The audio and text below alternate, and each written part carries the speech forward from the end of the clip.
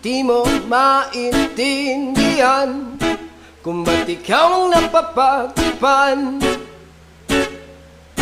ng halik ng kamalasan. Ginapang mong marahan ng hagdanan para lamang makidlatan sa kaitaas-taasan. Ngunit kaibigan, huwag kang magpapasindak. Kaibigan, easy lang saya. Dahil wala rin